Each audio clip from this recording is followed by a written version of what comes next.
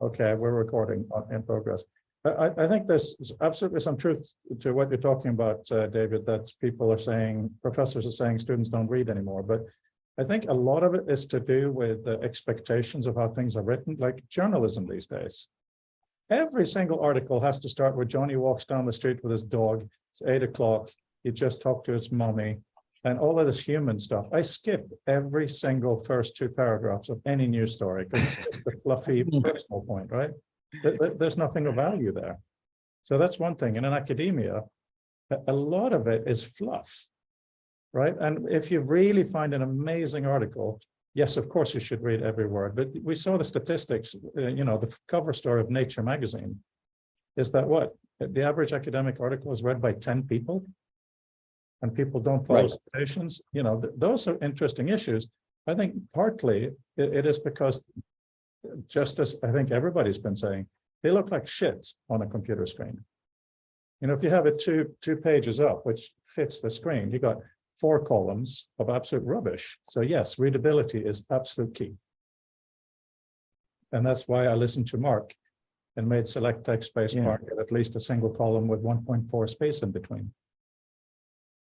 Yeah, that's something actually, in my visual communication, that I wind up talking about a great deal. It's like, number one, the idea of, what is, what are the human factors of, reading text on a screen, and secondly, what's the psychology, of typography on a screen versus, versus text, because communication is as much emotional as intellectual. So the thing is that, what are you doing, not just with your UI as far as your UX is, even just as far as putting together your typography, to be able to act as the channel for your content. So it's all super important. The formalism is super important, and and also the other thing is I don't see a lot of people really looking at formalism and typographical psychology in VR or immersive stuff quite yet. I haven't seen a lot of research on that. I see a bit of stuff on use factors, but I don't see a lot of stuff on on typographical UX. Interesting. Yeah. But it's interesting that, I was reflecting, book again given Chris was title doesn't matter. It's actually all about naval convoys in the Napoleonic War, which won't excite most people. What was fascinating was actually, it's my naval past. I enjoyed reading it, but I was thinking about the fact that it's really tightly referenced, massive number. There are page footnotes, there are end notes, there are references. There are end notes that link through to the references in the bibliography. There is an index, there is a timeline, there's a host of stuff in here. And half of me is saying that this would be wonderful to read as a hypertext, but not as an ebook. There's no way I would even consider reading this except on paper, because ebooks can't, you can't flick from page to page. You can't instantly scan to a page footnote, for instance. So the point of the page footnote is lost. It's that temporary dip in and out of something, as opposed to an end note where you're expecting to break focus and move somewhere else. Mark, Interesting reflection. Of course you can. And you helped invent that. In Reader, if you have an end note, you click on it, and the end note comes up in situ. You don't have to go to the back.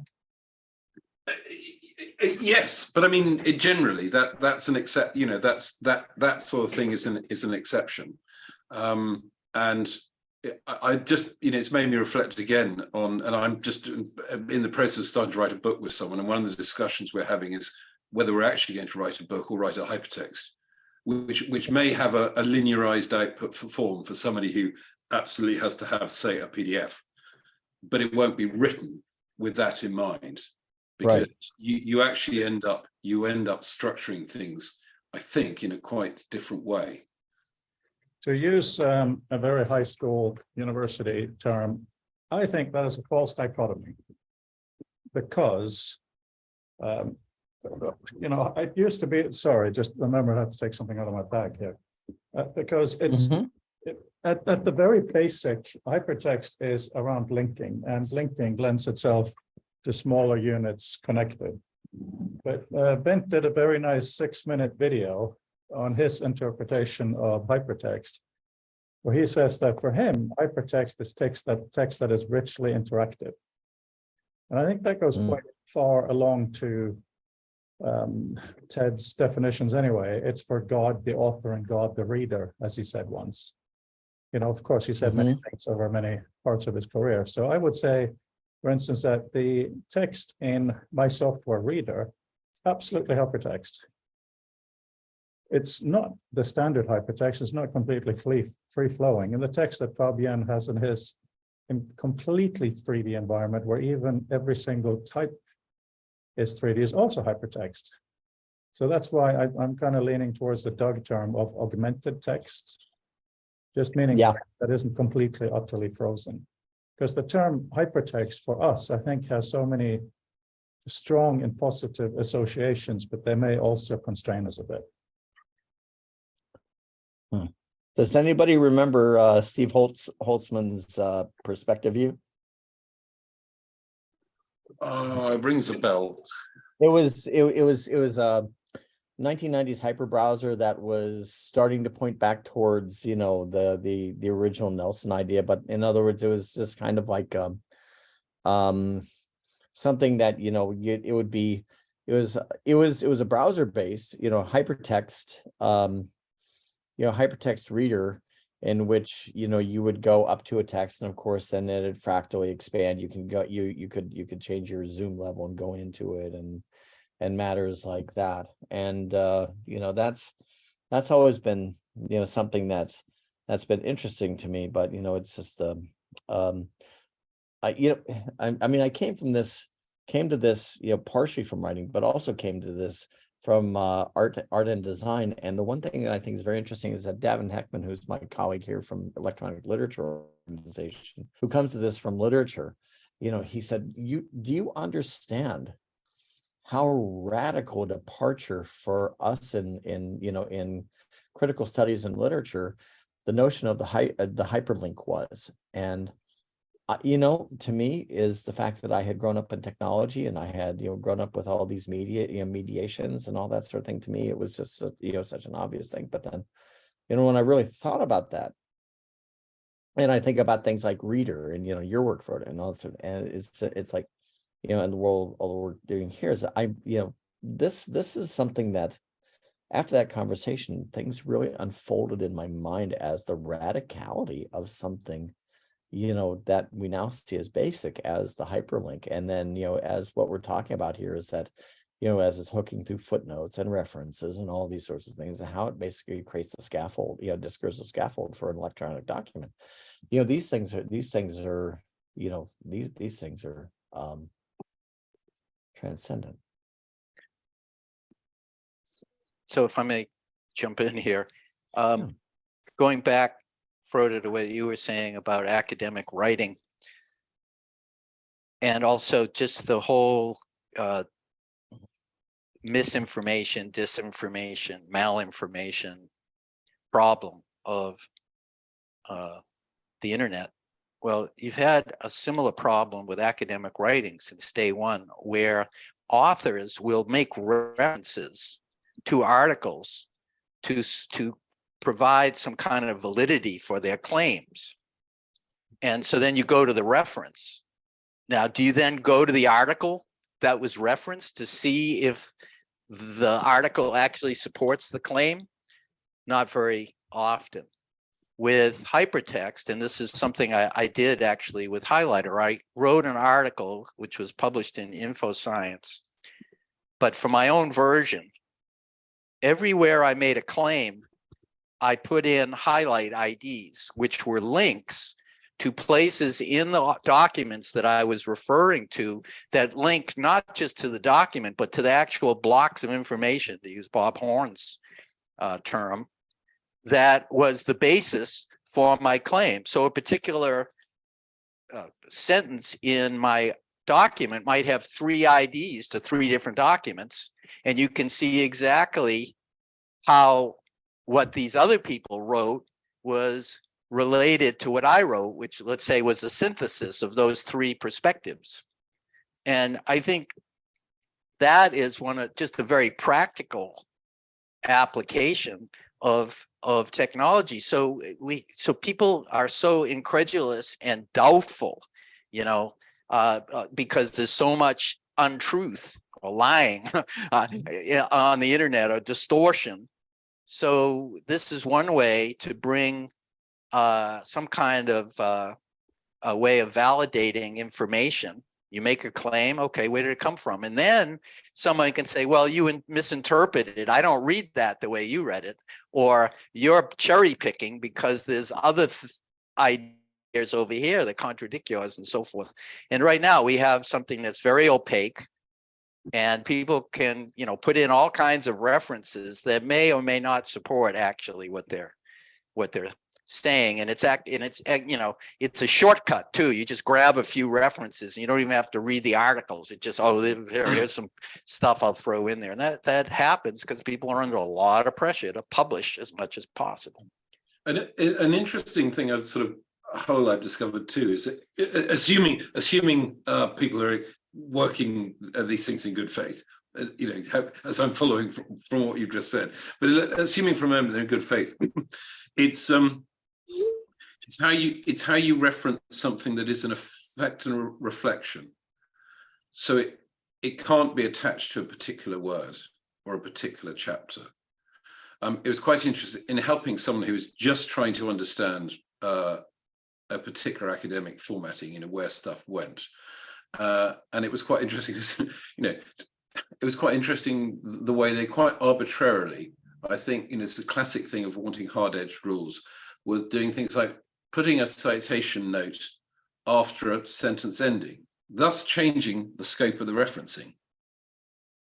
Because if you were referring to a word at the end of the sentence, you would place the reference outside the full stop or exclamation mark, whatever, which I think to most people would be read back as applying to the whole previous sentence. So yeah, despite these wonderful referencing notions we have of citation and referencing, it's quite interesting actually how fragile they are. And actually, there's clearly been a lot of gatekeeping. If you want to publish in my book or my journal, whatever, you've got to make your stuff look like this, which is pointless because many of these formats are incorrectly described, they're incomplete, and they certainly are not machine encodable. So obviously, because they were designed for hand typesetting. Yeah, I mean, what we're talking about is obviously different kinds of reading and writing for different kinds of uses, which is obviously really important. And the issue with citation styles is an absolute moral crime in my mind. We need to have we need to have the data, and if it could all just be in BibTeX or whatever, fine. But why it has to be in this? That's just really, really bad.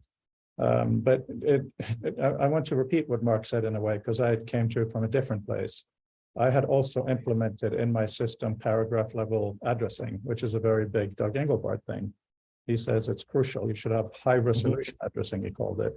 And then my advisor said, no, absolutely not, very actively shouting up and down in a positive way. Les Carr, great guy. And he said, when it comes to student writing, I don't want you to point to little bits of facts. You need to synthesize. So all you need to do with a citation is basically to show that you have read the book, that you're aware of the book. So for student teacher writing, no. But for more scientific writing, yes, David, I think it is very, very important, especially if you bring up something specifically factual. If you say there are X amount of million so-and-sos, it would be crazy not to have a proper, clear, immediate addressing. But that is something we need to do. But there is something even bigger here. And Fabian, you're listening, right? Are you, okay, good. I had a realization yesterday that I want to share with you guys now, which I think will really hit home. And I'm glad we are this particular group. And that is, I've been reading a book on the brain, like we all do every once in a while. This one is called Connectome, and it's really nice. It talks about neural clusters. It talks about pathways and all these good things. But the thing that I think is really, really fascinating is the baby brain makes connections rapidly all over the place. The baby brain has more connections than ours do. Ours have less connections because it prunes away the stuff that's just not right. So then I'm thinking, okay, so a human brain, for some reason, the little neurons know, based on roughly age, how active they should be and how they should react with other things. And, you know, and later they do it in a different way. If we look at the global brain, let's say the global brain is not us, but it's actually academic documents. If we work really hard to connect them, we may now finally be entering a teenage or a mature human analogy, because the way it's been up till now has been intensely messy. So it may be that because there are now so many people in the world, doing so many documents in the world, we need to change step with how these connect. Because if we go back 200 years to the golden age of letter writing between great minds of Europe, there weren't so many of them. So the requirements of connected thinking was an entirely different thing. So if we look at the question of, are there aliens out there and all of that stuff, there is this thing, I'm sure some of you remember the name, where beyond a certain point, a species will destroy itself or manage to get past, right? Clearly, what we're talking about in this community is to make sure that we as people and our knowledge connects to the level of how many people are doing things now, right? You know, there is global, the Institute for the Global Brain in Brussels, and a whole bunch of people that are writing on this topic and what it's going to take to do what you just described. I have to cut out. If I just take a second, Frode, you want to just contact me, let me know when you want to schedule. Why don't we just do it right now? I have another. What suits you? I'm looking at my giant calendar here. Well, of course, being a very important person, I have so many appointments on my schedule. I don't know if I can fit you in. That's But what I fear. oh, That's what I fear. this month is pretty blank, actually. How surprising. Well, you tell me, bud. How about, so on Monday, we have Arthur Perret, which will be also very interesting. So why don't we do Monday after that, not Friday, because that gets a bit confusing for people. Is it okay if we do Monday? Are there head nods or head shakes on that? So this would be after Cosma? Well, I'm thinking Monday, the 23rd, same time. Oh, the 23rd, the 23rd. Is it 4:00 GMT? Sorry, why is someone calling me? It's same as today, as in an hour and 15 minutes ago. Yeah. Yeah. So that's on the 23rd, Monday, the 23rd, not next Monday, just to be clear. Yes, that's right. Okay. Yeah, that's great. All right. Wonderful. I would love to stay longer, but I have another meeting coming up, and if I don't cut out now, I won't have lunch. And then my blood sugar will, you know how it goes. So, You do. all right, guys. Okay, Thanks. look forward, Take care. David. See you later. Bye. Yep. Yep. No, that's a really interesting idea. I did a essay in 2009 called Art in the Age of Data Flow, and really what I started touching upon was the notion of scholarship that was that was connected to dynamic content. And I think this is kind of, in a way, sort of like what you're talking about. In other words, how how scholarship and how this body of knowledge responds to its own changes, with the size of everything that's happening and all that sort of thing. And it was I just kind of saw this as a as either something as a necessity or an eventuality, but there was just a point where I just didn't necessarily see what the methodology was behind doing it, and it was definitely dependent on the content and the context. But the thing is that this was something that when you're talking about this, it's very interesting to me.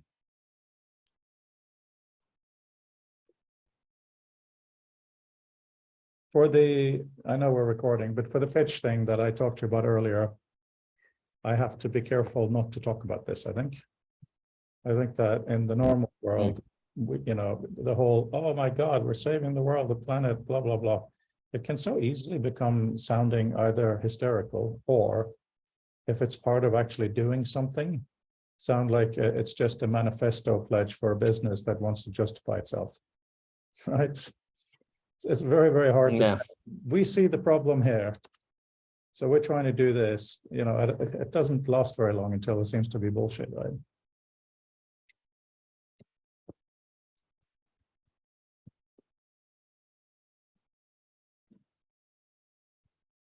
But I think what happens is I think the thing that I find interesting, especially when I'm able to get to conversations like this, is when you get into the notion of the radical, when the idea of getting down to like radical fundamentals of what electronic communication and the text means, and really the matter is that how something small and fundamental, as I said myself, I get really interested in human factors in typography and in virtual spaces and matters like that. Is that just sometimes a small change has just such a radical impact on things, and I mean, it's like like especially I was saying that when Fabian did his talk, I mean, I could see so many of these things in his work. And, that's one thing that really, captured my imagination about that.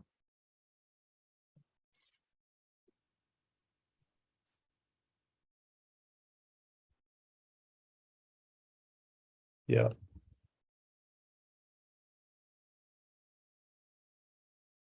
I'm looking at this document here, trying to shoehorn it into a layout. All very bizarre.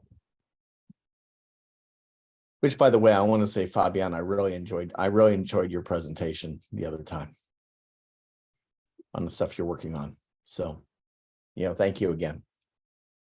Much appreciated. Yeah, it's really, really good stuff. Fabian, what's on your mind today, if anything particular? I can show you. Yeah, please do. Okay. Well, so I'll show you. I give a bit of context first. Then I gave a workshop to kids to play with VR, discover VR as yet another computer, so yet another way to be creative, do storytelling, do whatever is on their mind, learning programming for more storytelling. And one thing that was that I played with last weekend was watching Alice in Wonderland, an old school version. And one thing in Alice in Wonderland that is quite interesting is changing scale. Like she gets extremely small, extremely big, and a lot of things happening around it. And that's something in real life that's quite hard to do, but that's trivial to do in VR. And then I thought, well, I could give them something a bit weird, like an environment they can play with and that they can relate to. And I believe it works as well for kids as for adults. And I started to play with a mushroom so that she or the player or the person playing with it becomes in a forest of gigantic mushrooms. And I thought, oh, if I need to do this manually, that's going to be a bit of a pain. And as you know, I'm not an artist, and the result from an aesthetic viewpoint is what it is. Let's say that's not where I spent the most time. So I thought it's better if I can delegate that to, let's say, either kids or adults. But Fabian, So everybody can be that- an artist. I mean, programmer. I mean, artist. Yes, you just have to spend an infinite amount of time, but as long as we have fun in the process, I think it's worthwhile. So, can you see my screen now? It's black so far. There it is. Yeah, cool. So that's the usual environment that you've seen quite a few times, I imagine. The little new thing is this part, the little tiles. And I can either display them like this as a little palette that I can then grab and move around. Or I can also generate, I call it a place, but basically a little world like this. It's random, so the roads or the rivers are not connected, but looks like a bit better. And you can imagine that each of those tiles can be grabbed by hand and then rotated, moved around so that you can shape the space however you want. And from this, to go back to the Alice in Wonderland idea, I can make it bigger. I can make it much bigger to the point that it's, let's say, the right size for me to move within that world. But still, I can grab those tiles and move them around to keep on making a forest or whatever story is there. Well, that was what's on my mind mostly since this morning. That is really interesting to see because it really lends itself to VR and it's tangible. So, sorry, my computer's giving error messages. Yeah, well, that's really, really nice.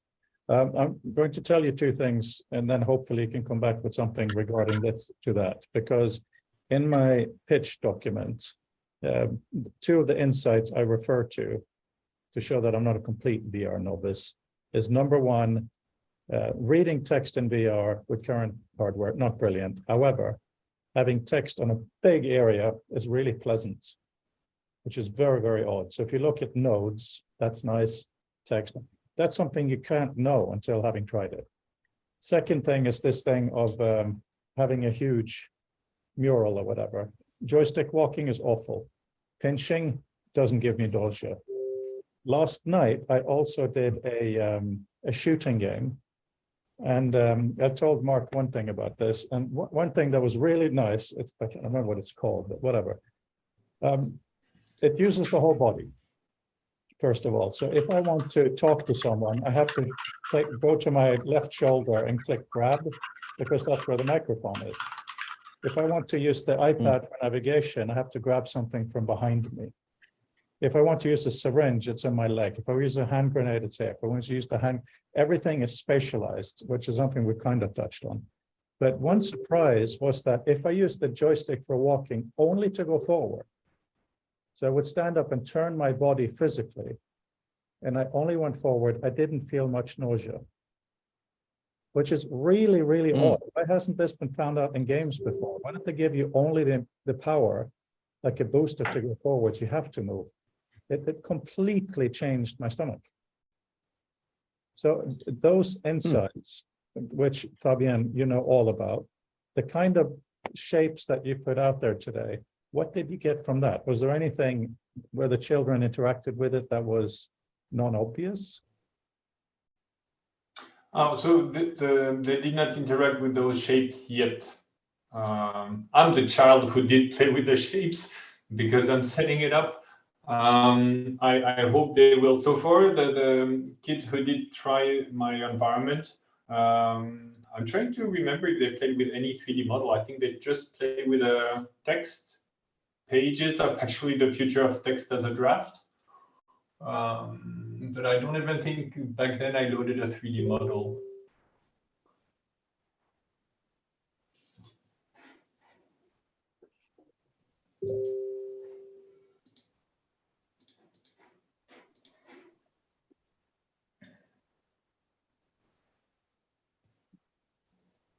They will though. One of the old thing or the classical thing I would say is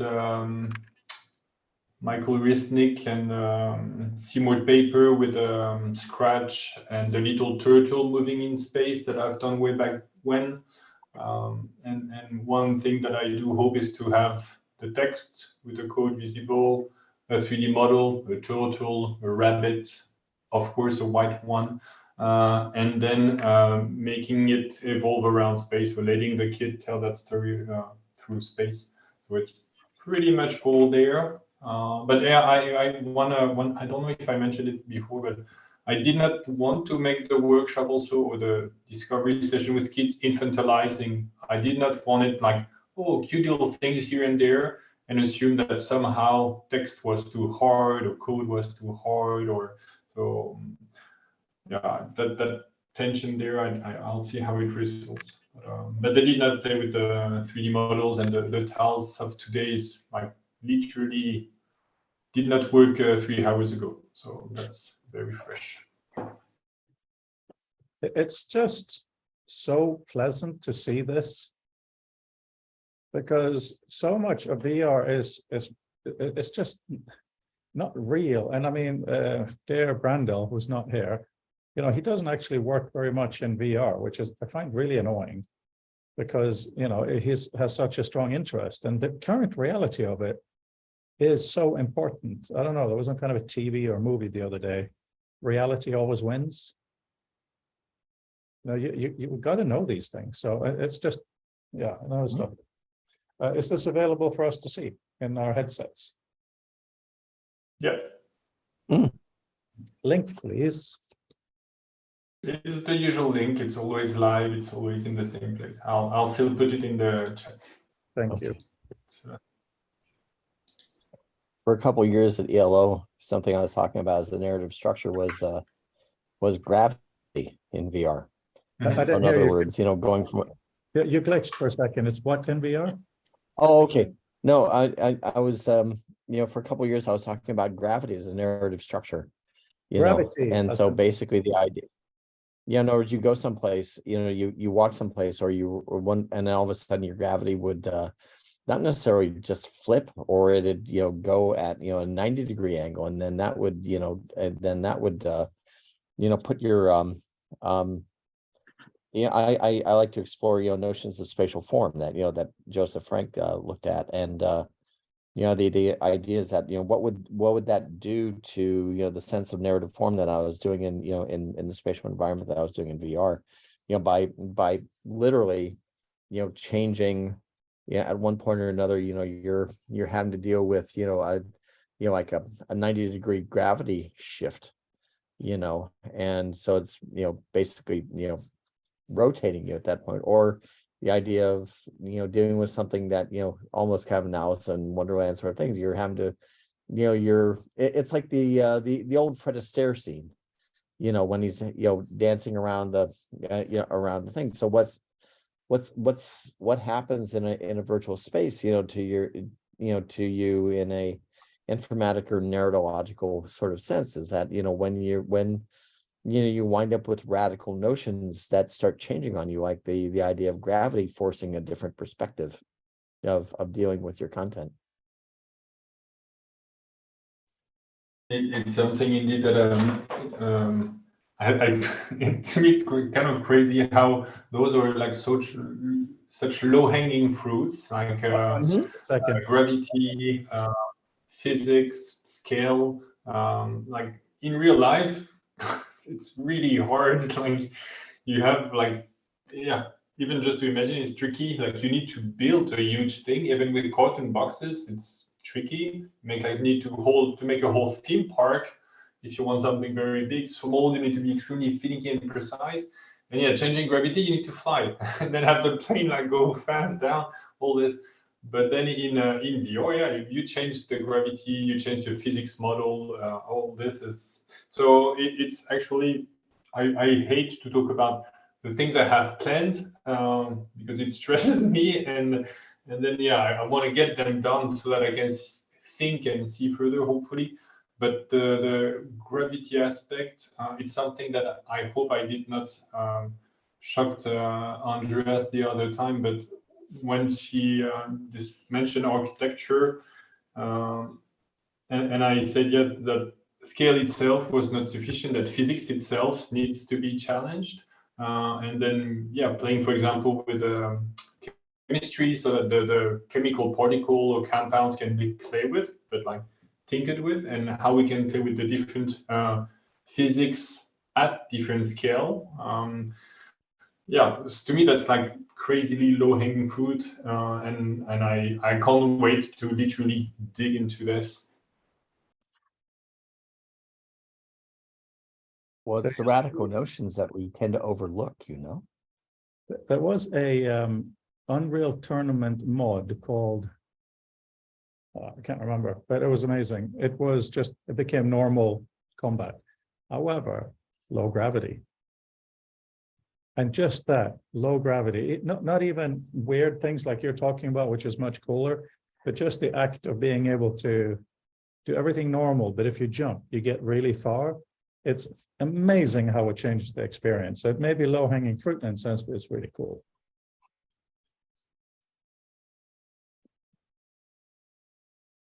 Yeah, I mean, low-hanging fruit from the technical sense, but then how to think through it, or with it, to leverage it, and making something out of it, either for a story or pedagogically or whatnot. I think, yeah, we'll have to figure it out.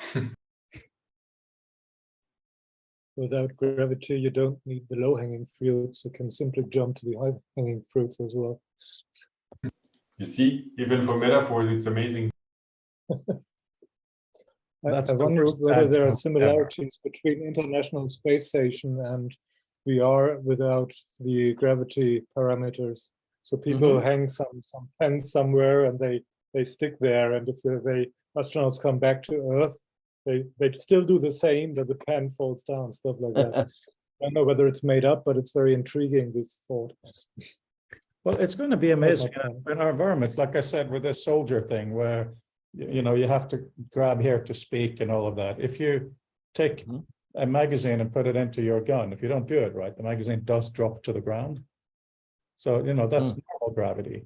But you could easily imagine being in a proper environment where, yes, one action puts an object in space, but another one makes it move. There's got to be some code around that, because you're never going to be able to put an object completely still, are you? Unless you really stop and spend a huge amount of energy on it. It will have some movement in some direction. So of course the environment shouldn't have that. So how do you determine the difference between here's a placement and here's a movement? It's going to be really, really fun. And also different kinds of walls can have different kinds of effects when you hit something, right? Mark, are you thinking spatial hypertext with physics? Well, I don't know. I mean,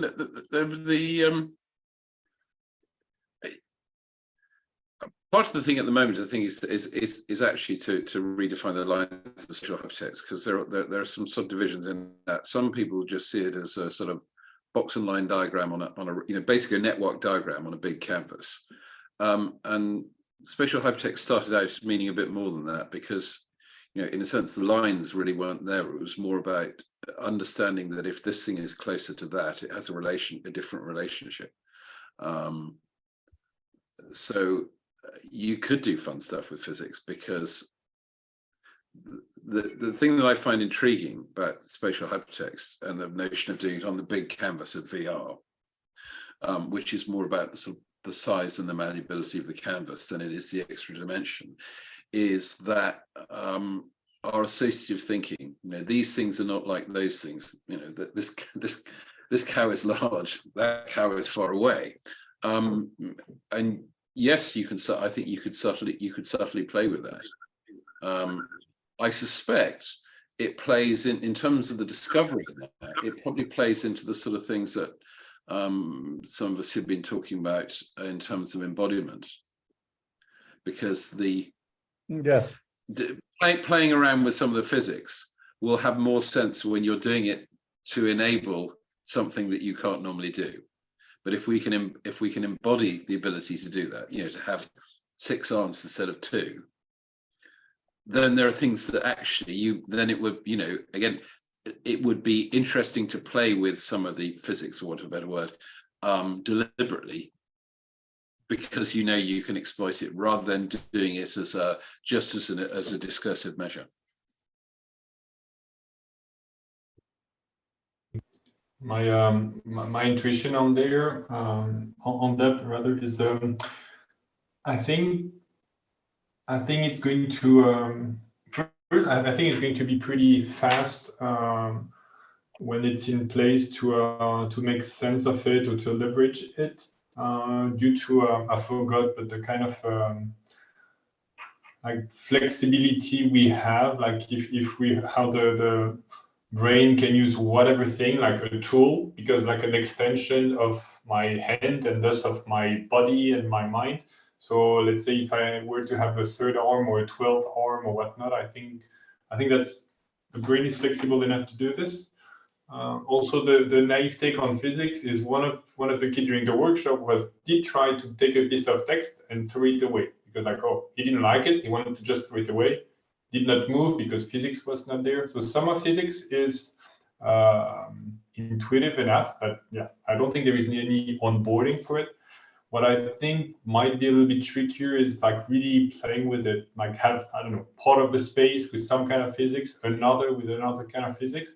And again, making it productive or useful or fun and just being able to stop it, restart it, pull, I don't know, to be able to, as if it's learning a new set of tools basically, and being able to mix with and without physics and parameters of the physical models to make it useful. But using it at all, and I think as onboarding, it seems evident enough, like we used to navigate, as long as it's normal physics, I mean, meso-human scale kind of physics. One of the things I have written in my pitch document is that in this community we have here, we think all kinds of crazy things. And I'm very, very glad we do that. But the very beginning to make headsets useful, it's going to be just easily rearrangeable rectangles. And I have no problems with that, provided we don't stop this kind of dialogue. Changing physics to suit your interest at the moment, that's just crazy shit.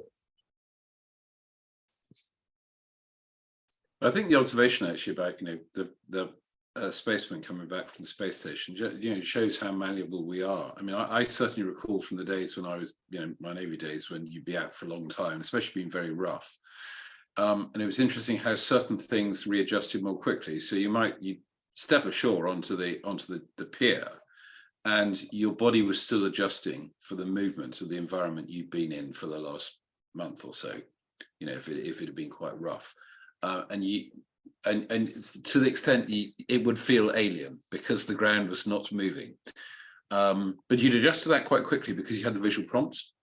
Whereas other things akin to sticking the pen to the bulkhead, but for instance, when you put something down, making sure it was sort of wedged in place, that would last longer because there was less of the physics prompt, that you had left the environment that you were adjusted for, and you were now in a different one.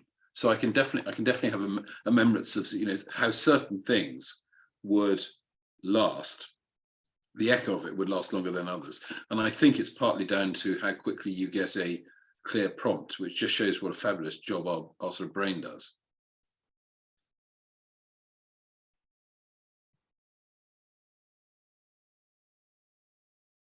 I think you basically talked 6, at least, PhDs on human-computer interaction right there. Because the cues that we get and how it relates to what's going on is,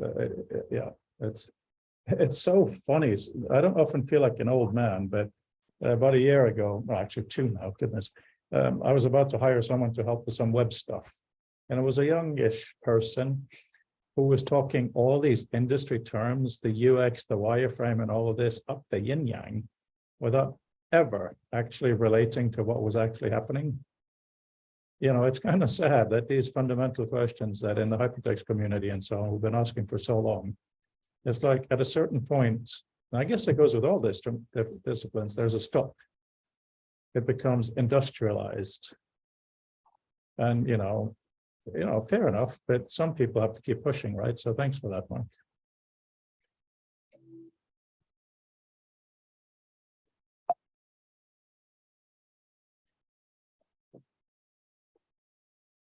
But I think the thing that's more interesting is that, the notion of the a priori and how that changes. In other words, the idea of saying, what we're talking about here, we're talking about things, like the notion of physics and perception, as a priori to our experience and how that, creates meaning for ourselves. But then the thing is that if we, scale out a little bit, into things like, how this deals with technology and how, media is being produced and such, that what happens is that, sets of paradigmatic regimes get put in place to the point where, like your younger person, that sort of thing, that becomes an a priori for that person, and, it's the matter of saying, it's like, well, how's it going to be anything different? Because guess what? And then you play them, the mother of all demos,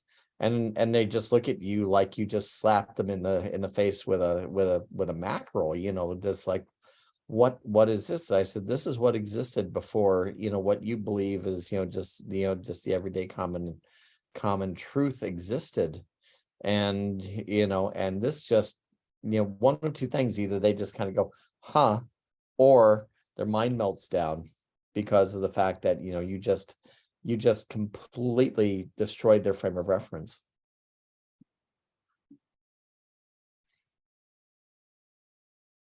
It's interesting how we sort of, speed is one thing that confuses us a lot.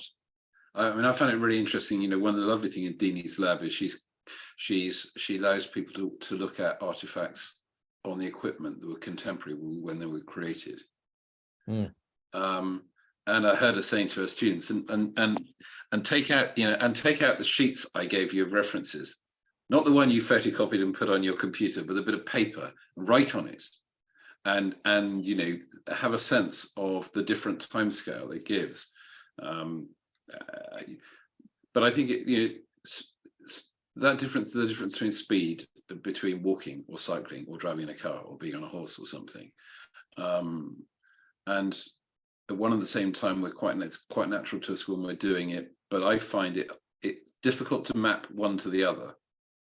So if you're on a bicycle, you're very conscious that you're overtaking the person on the pavement, being overtaken by a car. But it's difficult when sitting in the car to really sort of in the moment shift, do that sort of effectively that embodiment shift to that different pace of, say, someone on the pavement. You're all fans. I mean, this is why I have right? this is why I have such a love for Virilio's book, Art of the Motor. Just the idea of, how, his notion of speed, just changes, the way we relate to, to space and perception and however. I mean, that's one of the reasons why I love Virilio. And of course, The Expanse. You're all fans of The Expanse. Just checking. Come on. Yes. Mm-hmm. I've not read the last book yet. No, but the TV series, you've seen it. I know. I watched the TV series actually, and then I actually slept my way through the books, which I also quite enjoyed. But Fabienne and Matthias, The Expanse, right?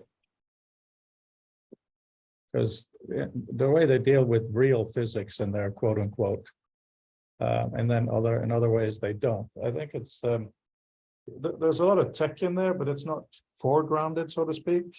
It's rarely the thing, except for a few space battles with actual cannons. But yeah, no, it's going to be interesting where, when you paint in 3D, even on a 2D screen, you can do deformations, almost like gravity, you push and pull. So imagine doing that to your bookshelf, right? By category maybe, or color, doing all these things. And yeah, it'll be good.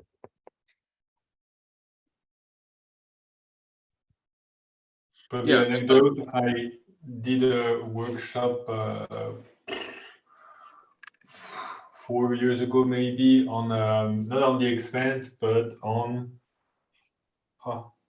like one of the most famous Marvel superhero that has a superpower through technology, Iron Man. And I think we were trying to do some like Iron Man-ish stuff. And I think also I forgot, another science fiction idea. And the workshop was not good. So I think sometimes some ideas are gorgeous on screen. Maybe it was, yeah, there were not a lot of people. Implementation was not easy. And then would even the implementation have successfully been done? Would it have been useful besides I think a lot of people think with about this kind of challenge with Minority Report, like, okay, but I get super tired if I do this, and it's like not very efficient and all this. So I'm also being, I get excited when I see science fiction and I see how I can translate it to implement it, but also with the beta safe distance.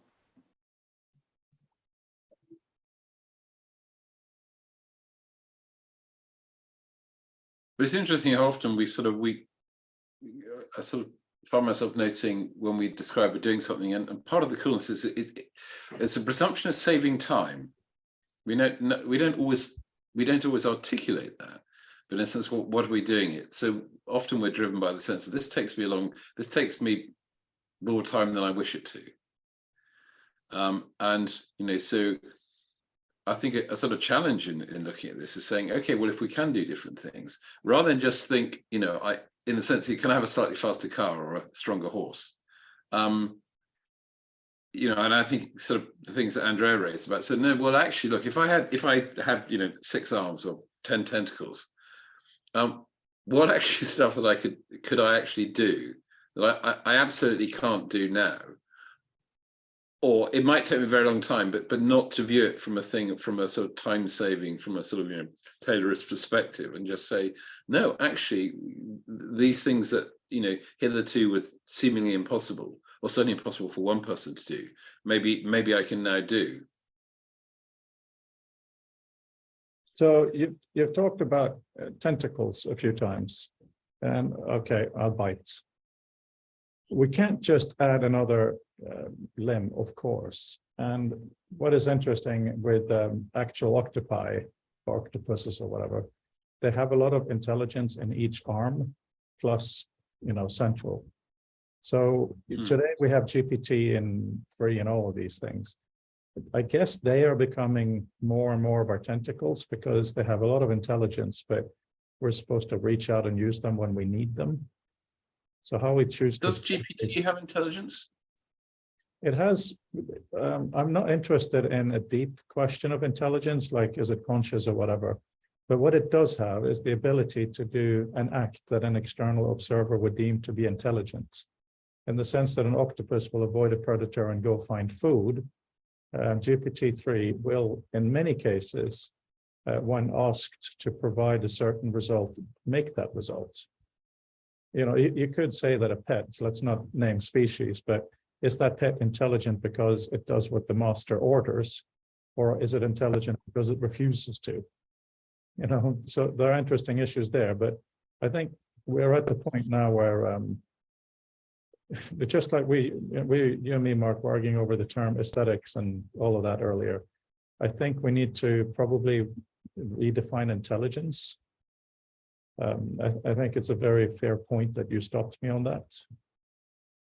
What is intelligence in this day and age? How do you judge if IQ tests were basically developed to see people like you and me in the military, what kind of jobs we should be doing. So, from the history that I've read, it's not about who is quote unquote more intelligent than another, but intelligent in a way that fits this job or that job. So a lot of it's quite functional. I like to think of it in a sense of, GPT exhibits a useful sense of heuristic. It's, in other words, the way that it puts information together and responds to things is is useful. I was actually joking around with my wife last night. I said, it's like everyone's trying to do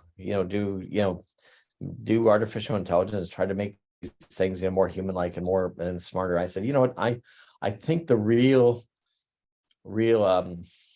future of this, and I think I think what I want to do is, that's really avant-garde, is I want to try to emulate natural stupidity. I want to make a model that's just really just a horrific moron. But And that's it's really, like, really, that's really Alexa, hard. That's really hard. Like Huh? in games, they can do good soldiers Yeah.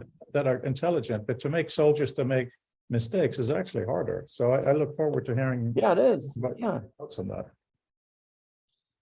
yeah. Well, you have to introduce boredom, things like boredom, which is, I don't know how you sort of simulate that in ones and zeros.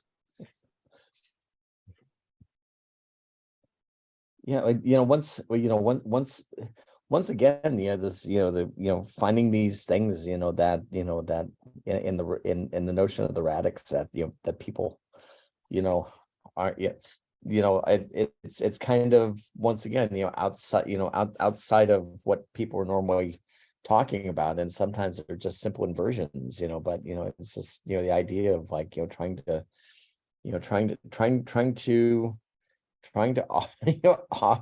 augment poor judgment, but the thing is that, I mean, on one hand, that might sound, on one hand, of course, yes, I am trying to be funny, but on the other hand, I think there's a lot to be learned, from exploring these things, that's really, really incredibly useful, about the obverse, and we can learn a lot about, we can learn a lot about intelligence by studying stupidity.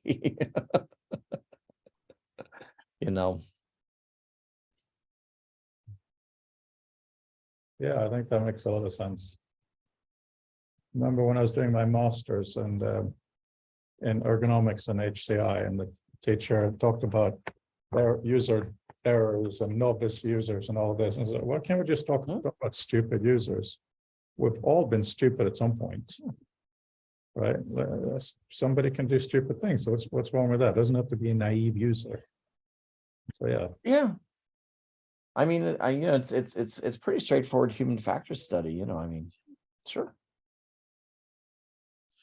If naive is probably better than stupid, because sort of stupid is even if unintentionally sort of judgmental. In other words, it's stupidity within a certain framework, within a perspective. I don't agree. Expectation of knowledge. I don't agree. That doesn't make it a wrong. No. In terms of the language coding, because look at you. You're a great academic and intellectual, you know the software, but I'm sure you've done a few stupid things in your time too. For me, it's calling a spade a spade. I'm not saying that somebody is a stupid person, but I think it is important to acknowledge in systems that we can all do incredibly stupid shit, which can, ruin our data, ruin other people's lives. Because if we couch it in somebody's being naive, no, they're not being naive. This is somebody who's seasoned, who just made a massive mistake. Yes, though interesting. Is that better? Well, when you say that's interesting, because if you're doing something stupid, sometimes it's inattention, which can arise from boredom, which can arise from lack of stimulus. And the lack of stimulus may be because actually something should be stimulating you that isn't, but an output from what you're interacting with isn't clear to you, which is different from the stupid act that comes from not understanding or forgetting. They take you to the same stupid outcome, but for quite different reasons. So I don't rail against the notion as a portmanteau term, yes, but it unpacks, I think, into some quite discrete causes. I mean, I've done enough of all those stupid things to consider, I think, a difference between them.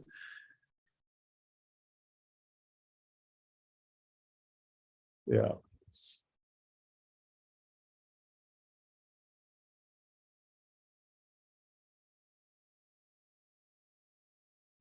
Time is winding up again today. Okay. So you're all okay with Monday and also Monday 2 weeks, right? Yep.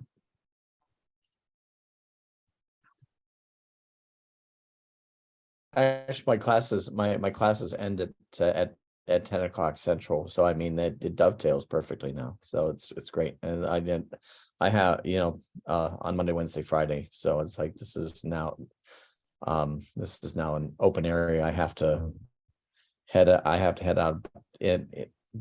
about an hour 15, but that's fine.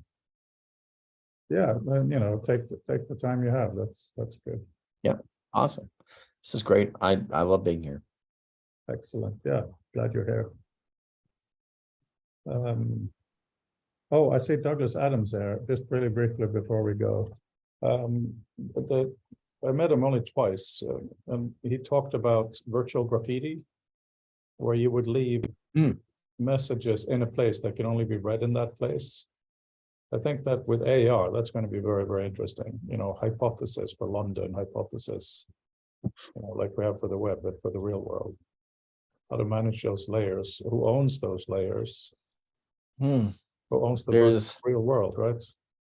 There's a friend of mine that has a company called Membit, and it's an app, and so it runs on both Android and iOS. And what's interesting is that there's 3 ways that you can put content into the space. I mean, you can do it privately, you can do it publicly, but if you do it publicly, you can put in your a historical photo or your own video, or what happens is that you take a photo, of where you're at in the space, and it takes your rotational and locational data, and you can line yourself up to see exactly that spot in that place and at that time.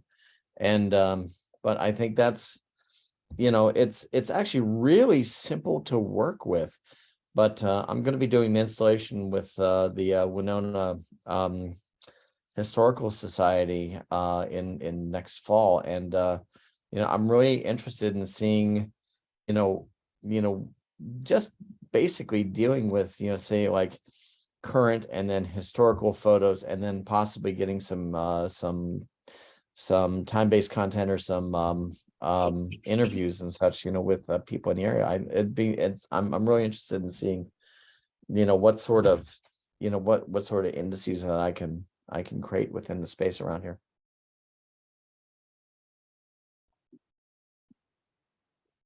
Yeah, I think it's interesting that you can see that you see this, you can line it up, and it's from that perspective that your camera was in at that moment.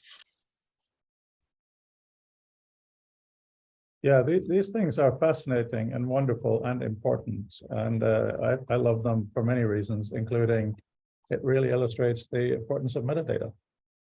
If you don't know what things are, you can't do things with them, which is great. Okay, have a good weekend, everyone. I look forward to Monday. Bye. Take care. Take care. See you. Bye. Bye.